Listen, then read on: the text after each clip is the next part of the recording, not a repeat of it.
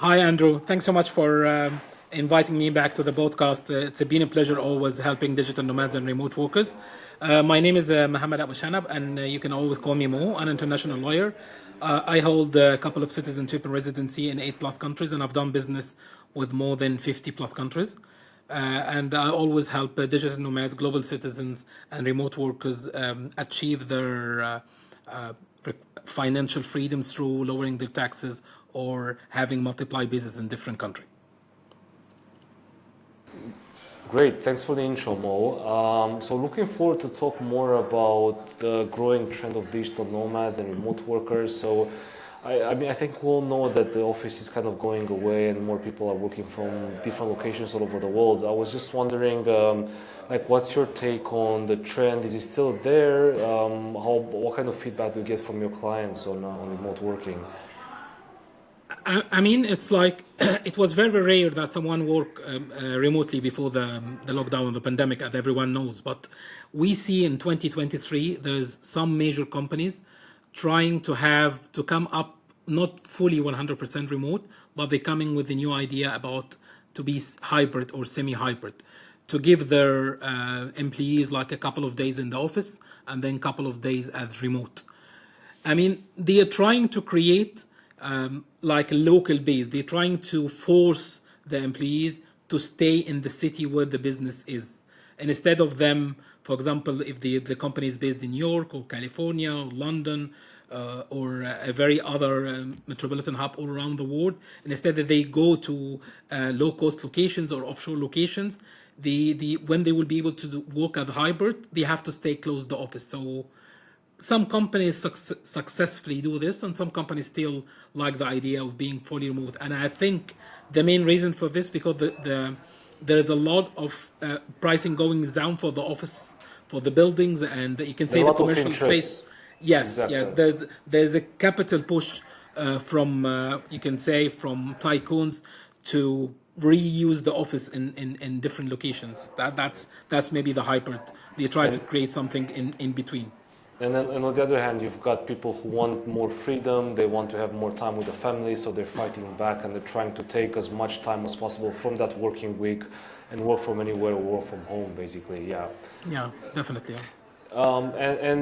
I think, yeah, I mean, also people, I think, discovered a lot of travel opportunities with this kind of lifestyle, which, you know, is part of the push again that we just mentioned. And I think another reason why people take advantage of this lifestyle is because they can do the geo arbitrage on the currency and then on the low prices compared to the place where they used to live or where they registered. So I think that's another interesting argument why people want to know what to do when it comes to taxes if they want to live in another country and take advantage of this geo arbitrage. So Mo, what's the tax situation right now for freelancers and solopreneurs and remote entrepreneurs? So I mean, what's the most common issue you see and the most common questions you get?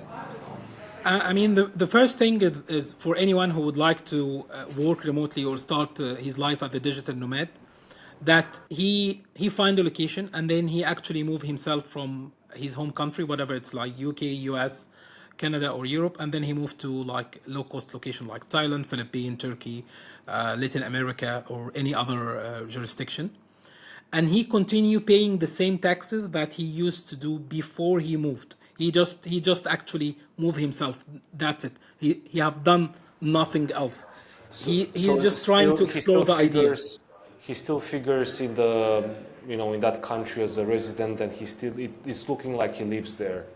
Yes, that's the stage one. That's I think everyone have to go through this stage because changing this tax status or residency, it's need a mindset change. Not everyone is accepting that. And it's more Like than leaving the country and just physically relocating. You have to do the paperwork and you have to inform authorities to make sure that you have a nice exit. yes, from the meetings I do always with my clients and even the partner networks I work with, the the they have a fear of telling the local authority that they are going to a different country or they're changing this tax status because they fear that they when do this they can inspect them or ask them for audit or they can ask them to pay huge tax sums to go to a different location, or they don't understand the system itself. They think that they are doing something wrong. When you have a mindset or bias that when you play the rules or try to take advantage of a different rule in a different country, you have like a fear inside you that I'm doing something wrong, so I will not be able to do it. I can keep paying more taxes just to feel more comfortable, even if I don't use the country anymore.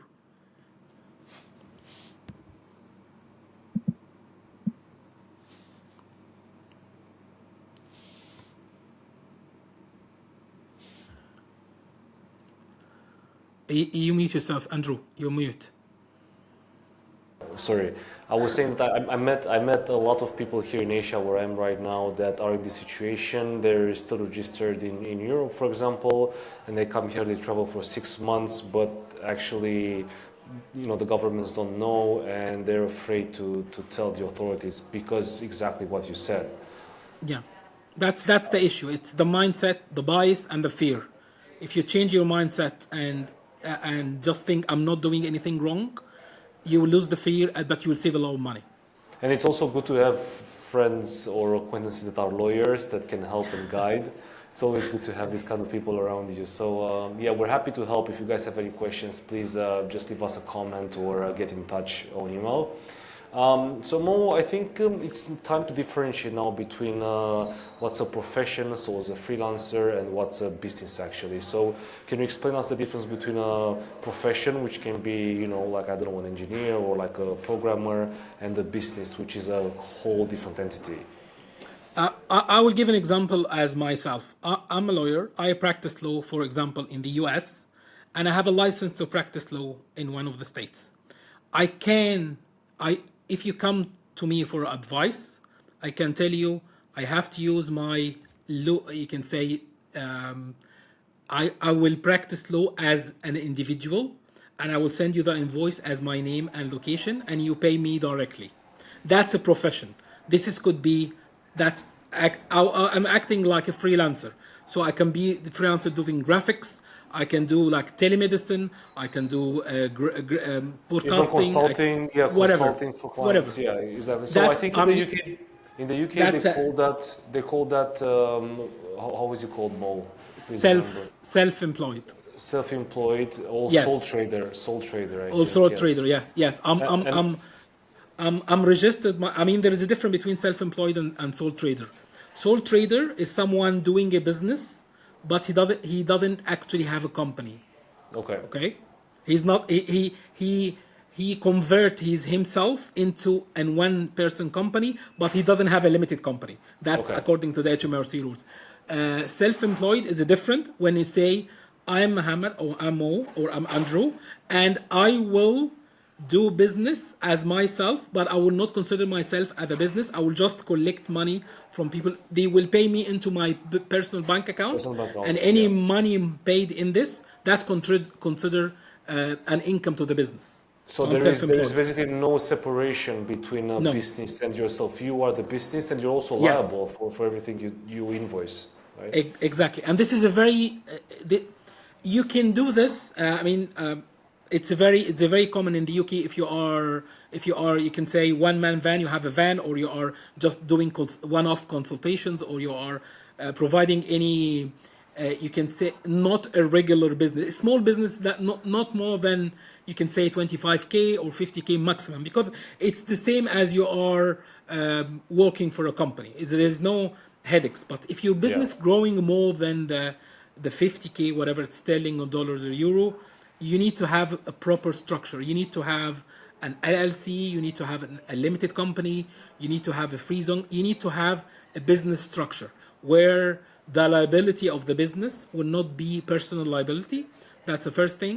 And the second thing, you will be able to use a lot of tax incentives and trade as a business, not as a profession.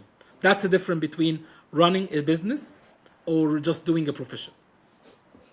Absolutely. So you're saying that you are more exposed as a professional if you invoice from one certain amount upwards, and then you would suggest that people set up their own company, or limited company or whatever, which is separate from their own identity. So they keep them separate to avoid headaches and complications in the future.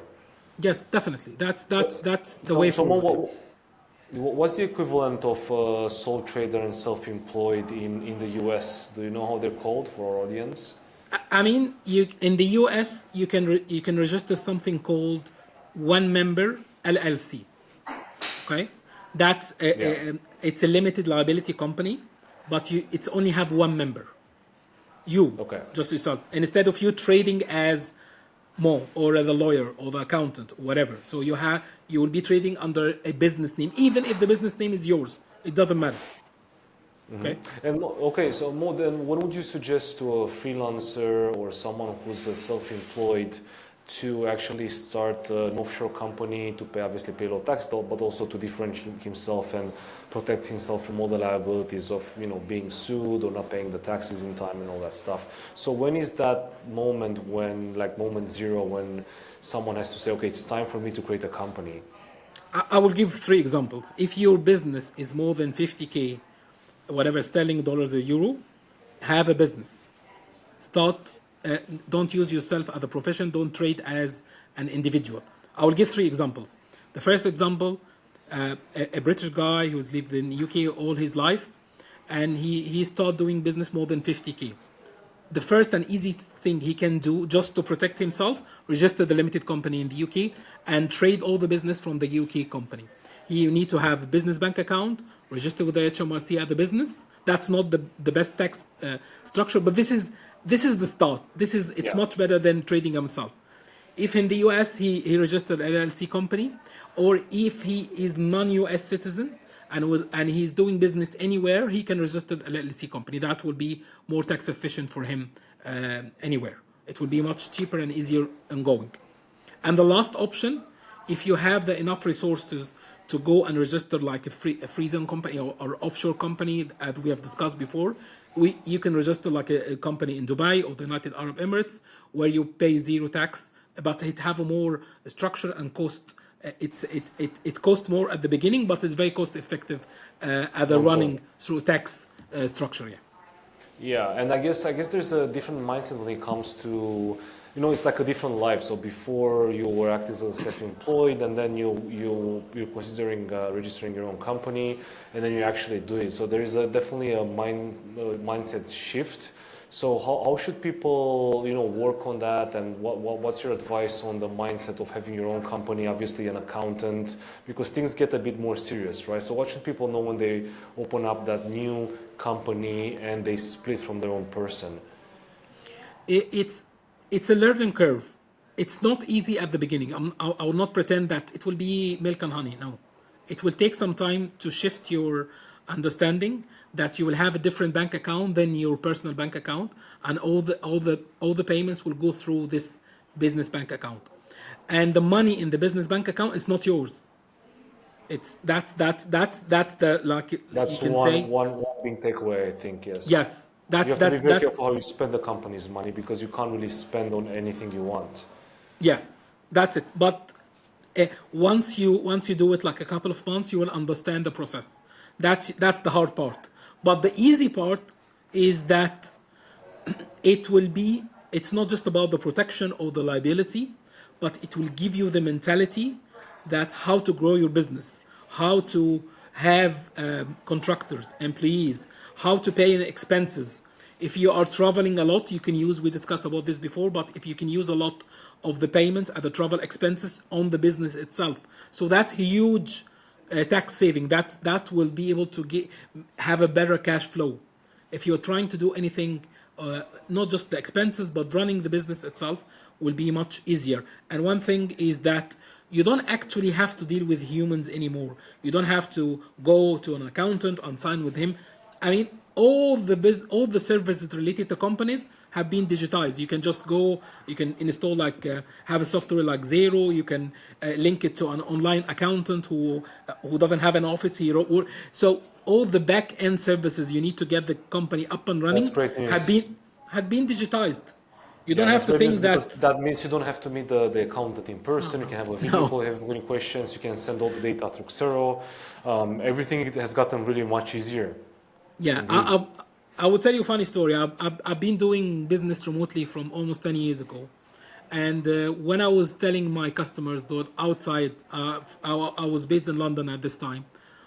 Even if I have a client in Manchester, I tell them, don't come to London, let's have a video call. Tell me, no, no, I would like to meet you and shake hand and pay by. And then I tell him, just stay where you are.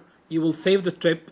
We will have a video call, and some of them doesn't like the idea. So I tell him, even someone come to London, I'm actually not in London, so he go to the office, and then he don't find me. And the stuff. My team tell them, you can, Mohammed is available at a video call. We have a computer, we have a room ready for you. So he go there to the London office, and then he meet And still me couldn't find you, yeah. virtually. So it's like that was not accepted 10 years ago. And I Exactly.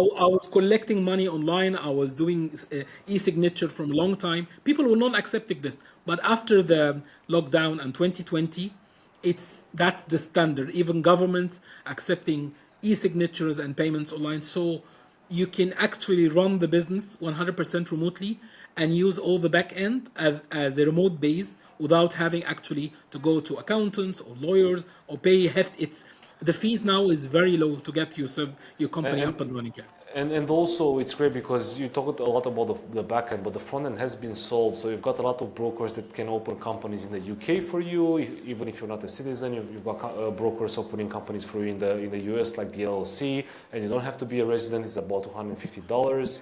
In the UK, it's about, I think, 50 or 60 pounds. So it's getting extremely accessible to open up a business, and especially a one-man business. Now with AI, I'm pretty sure a lot of people will start even more companies because it's becoming easier to be a one-man army where you can deliver a lot in shorter time with the help of AI, and doing the graphics and the content, and even like basic documents. You can use AI to do like Excel formulas, and you can use it to help you write code. So it's going to get much faster, and the companies are going to shrink even more, I believe, in my opinion, and we're going to see a lot of solopreneurs coming strong. That's right. I would like just to add that if you use this ready-made services that you can have the company and the accounts and the business, that's for the standard setup.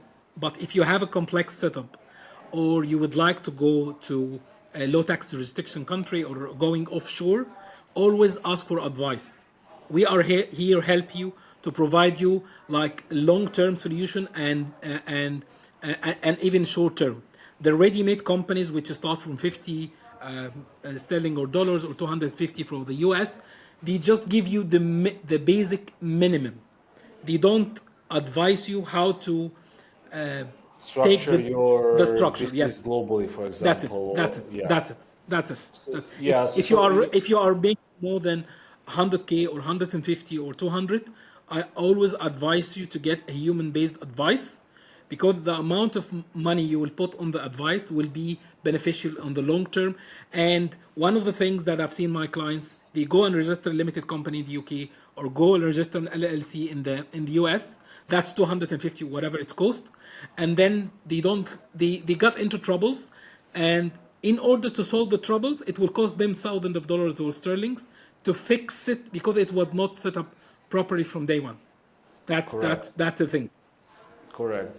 It's always worth consulting an advisor if you've got already like a successful business, or if you want to merge some companies or create a holding, or just open a new one and close the old ones.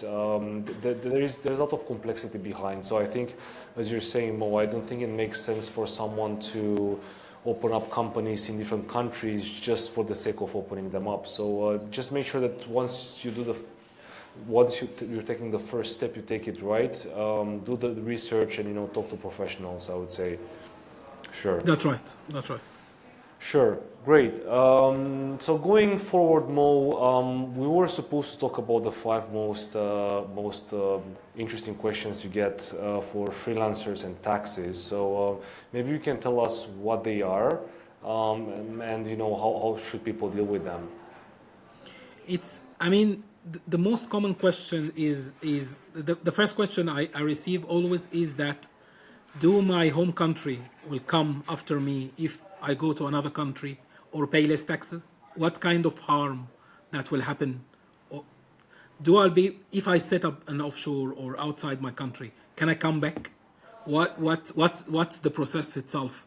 Do I have to move all the money I have in the bank accounts in the US or the UK or Europe to, for example, Dubai or Singapore or Mauritius or Cayman Island, or I need to keep the money there? How to structure myself? I have I have like already investment in my home country. Do I need to move all the investment to a different jurisdiction? Or this is all the questions that people mainly ask and they say they think that it's a very complex. My advice for all this question is just very simple. You don't actually have to do everything at once. I mean, it's moving itself is a complicated process. Take it step by step and start by the easier. The easier here is to base yourself in different location and then see the options available for you, because each one is different if you are a US citizen or non-US. Because we have seen other countries, like even like Australia now, trying to have a global tax strategy like the US, so they will start taxing their nationals whatever they are based. So you have to be ready or understanding the short term and the long term strategy for you. I think that's a other long topic we can discuss about Yes. another show. But Mo, what can you tell us about the American citizens or the US citizens that want to move around the world and live around the world? How should they optimize their tax? Because the US is one of the countries that taxes their citizens wherever they are in the world, so people have to pay double taxation, right?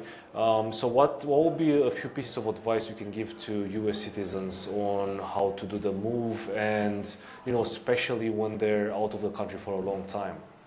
I mean, the first thing for any US citizen, do they hold another citizenship or no?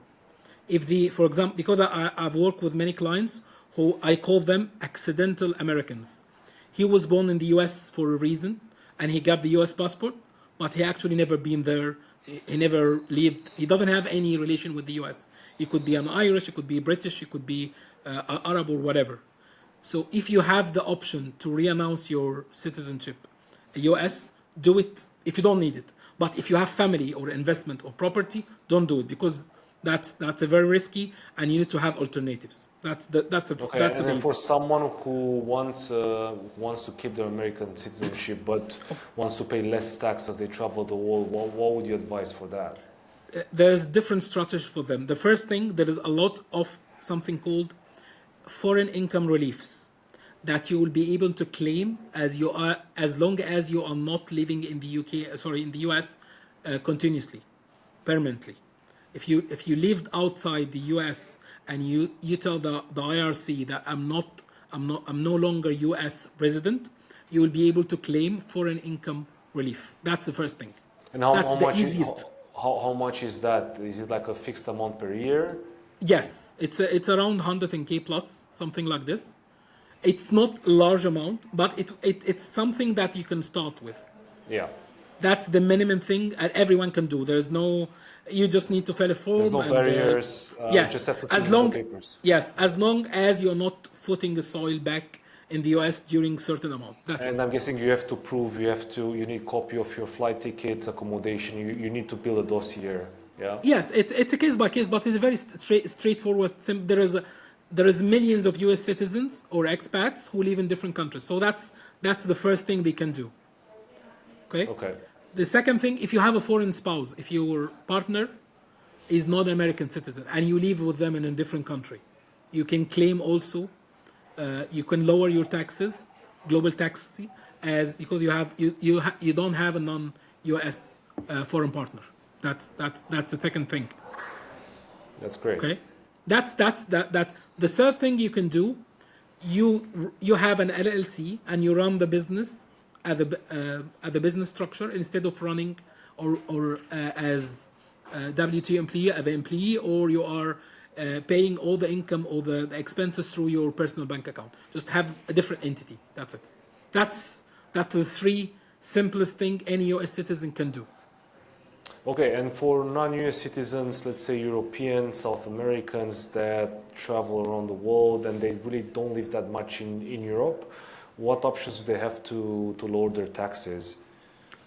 if you still need, if you are EU citizen and you still need to operate from the EU, use one of the countries that have a very low tax, like Cyprus or Malta.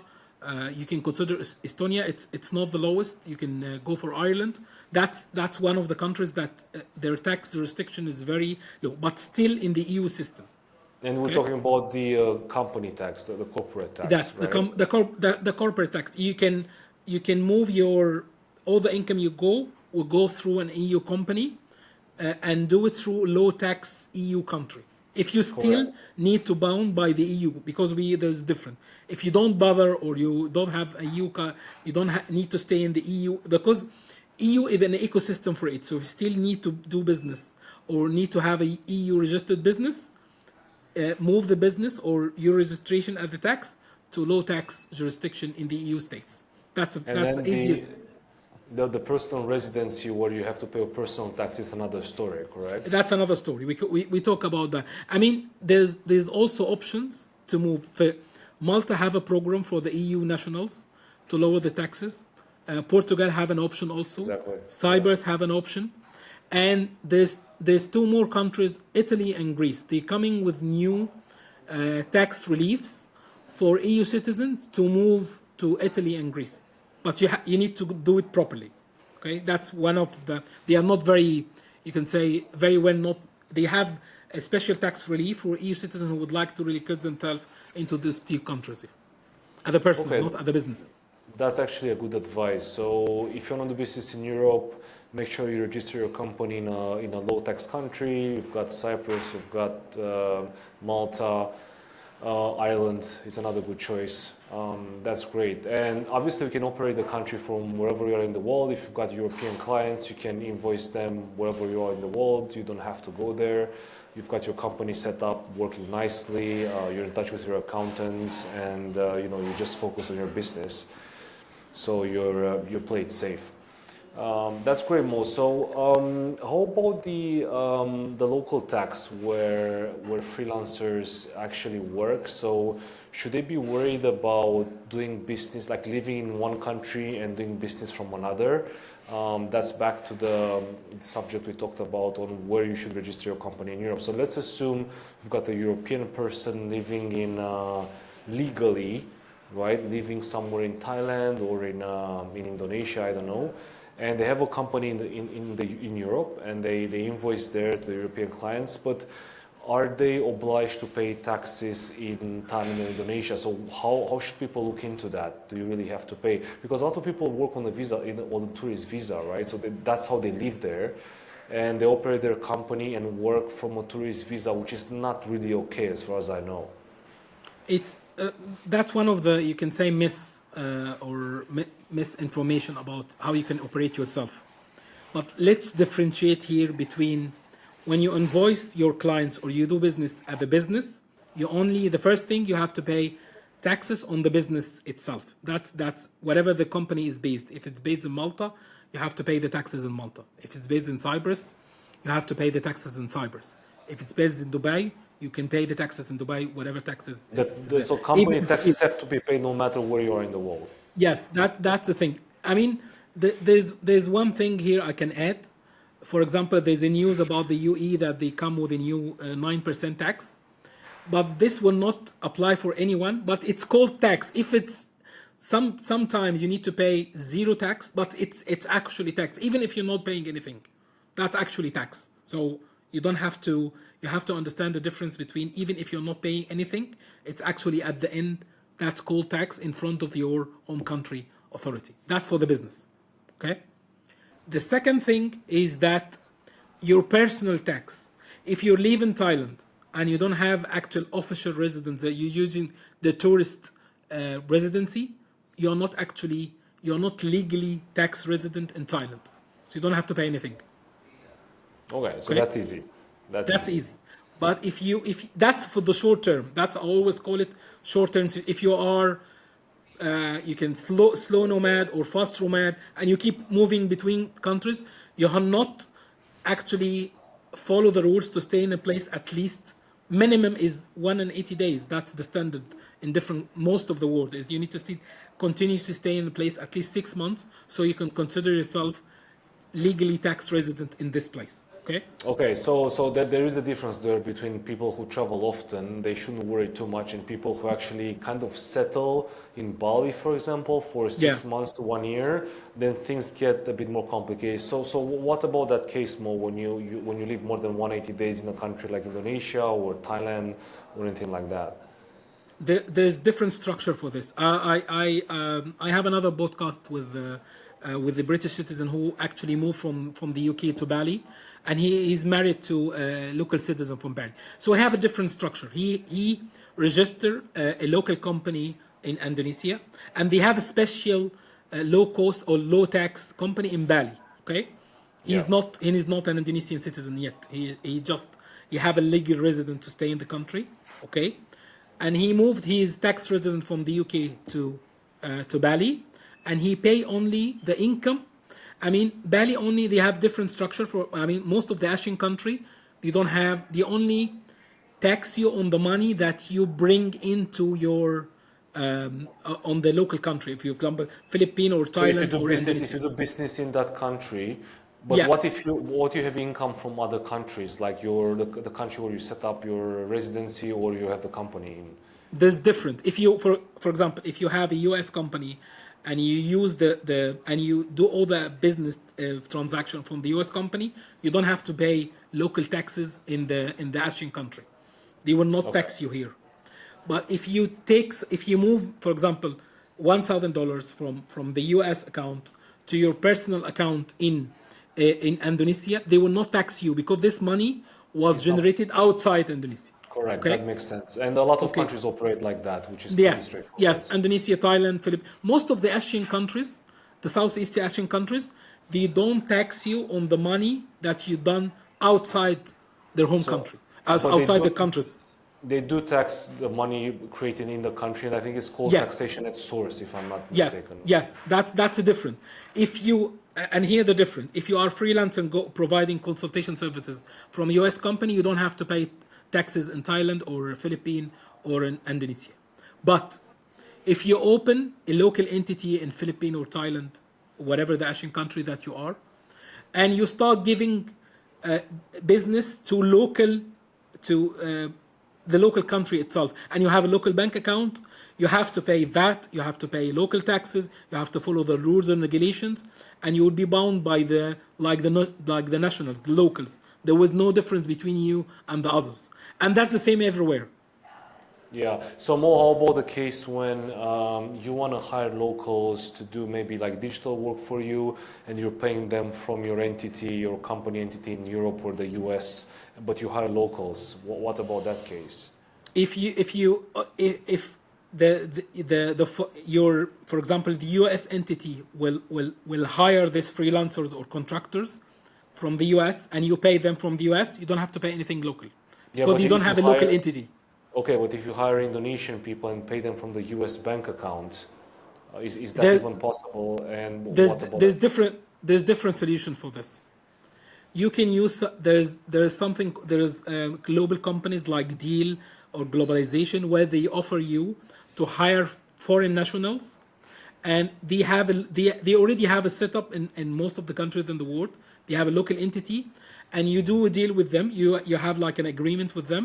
You pay them a monthly fee, and they pay your local They're like foreign. a intermediary third party Yes, that yes, will yes. kind of also you outsource the services through them somehow. It's called global payroll instead of Global you payroll. running them. Yes, and they take care of the taxes, the rules and regulation, contracting and everything. But this is not for everyone.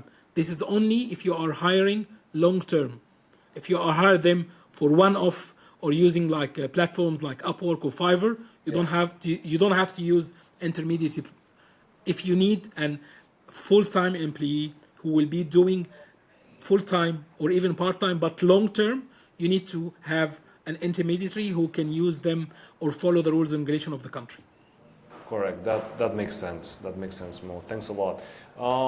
Anything else about freelancers and solopreneurs that are just starting, for example, and they don't know where to look at? Like, what would you advise them to look at? What kind of maybe jurisdictions and what's the mindset when they start creating their own company. They want to go big, but obviously it's going to take years until they do that. So how should they start? The easiest thing they can do, if they are operating an online business, whatever they're providing service through like Upwork or Fiverr, or they're using like an online services like Stripe or whatever, all this platform give you the option to run your business as an individual, for example, as Mo, or if you have an entity, a local entity, you can run them as the business itself. So use this option. Register a business, even if your home country, just to start this and inform your platform or the tool that you use online. I'm doing the business as business. It's a limited company or LLCC company, or it's a business. It's not myself anymore. The tax structure will be different, but will give you the first mindset that it's much better to run a business as a business instead of individuals. And that's the difference between a profession and a business. Correct, and I think people should take this seriously as well. I think they should look into the implications if they want to live globally and have like a global lifestyle, like we do, for example. They should look at where they want to live, which countries or which countries, where they want to set up their company, where they want to be registered as a taxpayer, for example. And also, like if they're traveling a lot during a year, if they don't travel that much, if they want to have like a second, third home base, they should look into all this. Like try to create a mini plan for their lifestyle, and then talk to a professional, or at least start creating a company, start doing business, start making some money, and then going through this plan and start working on it. Because Yeah, in my definitely. opinion, I think it's getting easier now to have a global lifestyle. You've got global payroll, you've got you can set up companies in the US and you don't have to be there. You've got digital nomad visas. There's so many things coming up now, and I think we really live great times where you can choose. Mostly if you have a good passport, but it's great that you can choose where you can live. There are different ways of living, short-term, long-term, multiple entities you can create, low tax companies. So it's getting very accessible to a lot of people. Before, it was harder. You needed armies of accountants. It was more centralized. You needed to know inside information on how people do it and the right accountants. But I think now it's getting a bit easier. And I think you can focus more as a solopreneur or freelancer. You can actually now really focus on the business and outsource everything you can when it comes to taxes and residencies and even passports.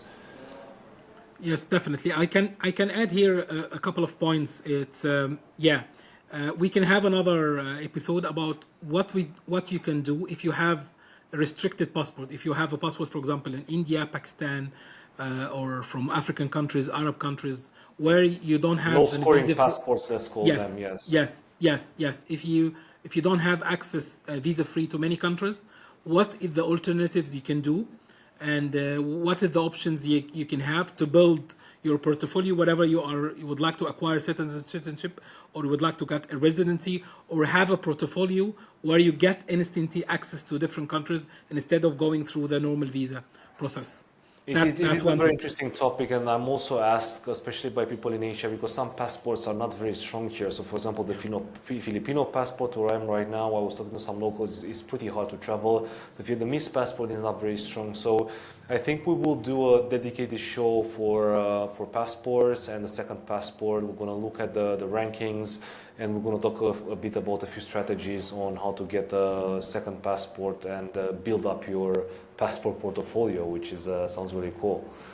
Yes, definitely. Yeah, definitely. All right, Mo. Thanks a lot for all the information in this podcast. We're going to be back with another episode. Until then, please, if you have any questions, leave them in the comments below. Get in touch. Follow us on social media. I'm going to put all the links in the description. Stay safe and safe travels, and enjoy. Yeah, thanks so much, and always stay global, my friends. Take care. Bye bye.